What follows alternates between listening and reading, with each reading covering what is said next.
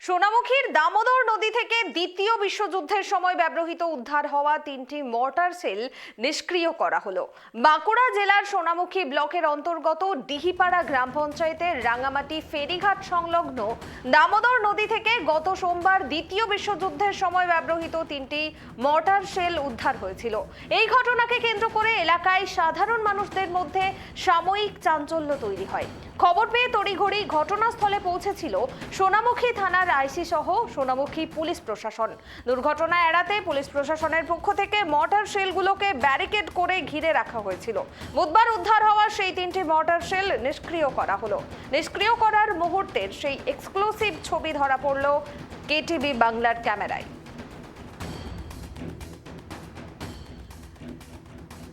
বিস্তারিত জানবো এই মুহূর্তে আমার সঙ্গে টেলিফোন লাইনে রয়েছেন আমাদের প্রতিনিধি সঞ্জীব।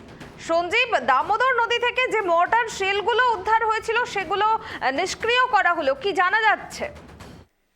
আমি একেবারেই এই সোনামুখী ব্লকের ডিহিপাড়া গ্রাম পঞ্চায়েতের দামোদর নদীতে যে মর্টার সেলগুলি উদ্ধার হয়েছিল গত সোমবার, সেই 3টি মর্টার সেল গত বুধবার অর্থাৎ গতকালকেই নিষ্ক্রিয় করা হলো।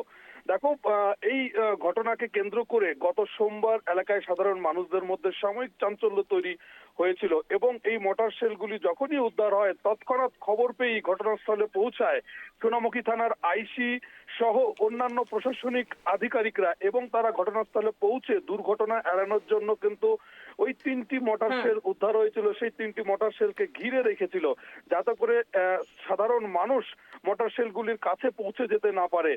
এবং তারপরেই কিন্তু খবর দেওয়া হয়েছিল সেনাবাহিনীকে এবং সেনাবাহিনীর পক্ষ থেকে গতকালকে অর্থাৎ বুধবার সেই মর্টার সেলগুলিকে নিষ্ক্রিয় করা হয়েছে। আর সেই ছবিটাই কিন্তু একেবারে এক্সক্লুসিভ ছবি এই মুহূর্তে আমরা কেটিভি বাংলার পর্দায় তুলে ধরেছি। তবে গত সোমবারও প্রথম আমরাই দেখিয়েছিলাম এই সোনামুখীর দামোদর নদী থেকে 3টি মর্টার সেল উদ্ধার হয়েছিল এবং আজকেও যে 3টি মর্টার সেল নিষ্ক্রিয় করা হলো সেই 3টি মর্টার সেল নিষ্ক্রিয় করার সেই এক্সক্লুসিভ ছবিও কেটিভি বাংলার পর্দায় আমরাই প্রথম তুলে ধরছি। কুনামি।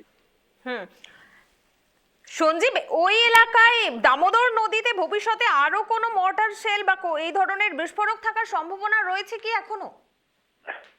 দেখো, এলাকার সাধারণ মানুষের সঙ্গে যখন আমরা গত সোমবারে কথা বলেছিলাম তারা আমাদেরকে জানিয়েছিল প্রায় 20 থেকে 22 বছর আগেও এইরকম মর্টার সেল উদ্ধার হয়েছিল এই এলাকা থেকে। তখন একটি মর্টার সেল উদ্ধার হয়েছিল এবং আমরা তারপরেই যখন তাদেরকে প্রশ্ন করি তারপরে কি আর কখনো দেখা গেছিল, এই 20 থেকে 22 বছরের মধ্যে আর কখনোই দেখা যায়নি। এবং তারপর গত সোমবার একেবারে 3টি মর্টার সেল উদ্ধার হয়েছিল, ফলে স্বাভাবিকভাবেই এলাকার মানুষের মধ্যে আতঙ্ক তৈরি হয়েছিল। প্রত্যেকেই মনে করছেন, বিশেষজ্ঞরাও মনে করছেন যে এই মর্টার সেলগুলি দ্বিতীয় বিশ্বযুদ্ধের সময় ব্যবহার করা হয়েছিল এবং সেগুলি মাটির নিচে চাপা পড়েছিল এবং তখন ওই এলাকা থেকে যখন বালি তোলা হচ্ছিল এবং সেই বালি তোলার সময় এই 3টি মর্টার সেল উঠে আসে এবং তারপরেই এইগুলিকে দেখতে পেয়ে এলাকার সাধারণ মানুষের মধ্যে সাময়িক চাঞ্চল্য তৈরি হয়। যদিও পুলিশ প্রশাসন অত্যন্ত সতর্ক ছিল, কোন রকম কোনো দুর্ঘটনা ঘটেনি এবং সেনাবাহিনীর পক্ষ থেকে গতকাল বুধবার এই বিকেল বেলা নাগাদ এই মর্টার সেলগুলিকে নিষ্ক্রিয় করা হয়েছে।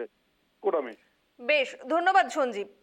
অর্থাৎ প্রায় সেই দ্বিতীয় বিশ্বযুদ্ধের সময় যে মর্টার সেলগুলো ব্যবহৃত হতো সেই বিশ্বযুদ্ধের সময় ব্যবহৃত হওয়া উদ্ধার করা হয়েছে 3টি মর্টার সেল এবং এই ঘটনাকে ঘিরে রীতিমতো সোনামুখীতে চাঞ্চল্য ছড়িয়ে পড়ে। জানা গিয়েছে 20 বছর আগে এরকমই আরও একটি মর্টার সেল উদ্ধার হয়েছিল আর এত বছর পর ফের আবারও 3টে মর্টার সেল উদ্ধার হয়েছে। তবে পুলিশি তৎপরতায় নিষ্ক্রিয় করা হয়েছে সেই মর্টার সেলগুলোকে।